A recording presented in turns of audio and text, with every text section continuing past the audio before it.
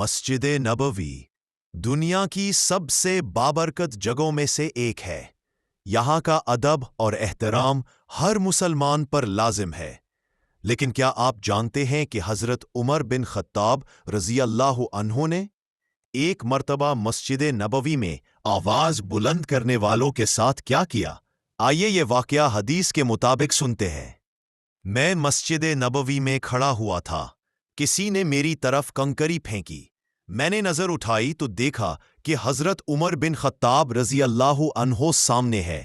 آپ نے بات کی۔ حضرت عمر نے فرمایا، اگر تم مدینہ کے ہوتے تو میں تمہیں سزا دیے بغیر نہ چھوڑتا۔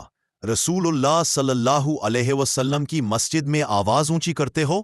اس واقعہ سے ہمیں یہ سبق ملتا ہے کہ مسجد کا تقدس برقرار رکھنا کتنا ضروری ہے۔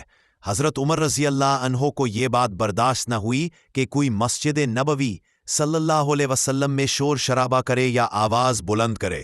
اس سے یہ بھی پتہ چلتا ہے اس صحابہ کرام رضی اللہ عنہم مسجد کے ادب کے بارے میں کتنے محتاط تھے۔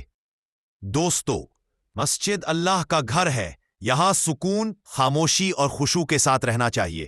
اگلی بار جب آپ مسجد میں جائیں، یاد رکھیں یہ وہ جگہ ہے جہاں آواز بلند کرنا بھی منع ہے، خصوصاً مسجد نبوی صلی اللہ علیہ وسلم میں۔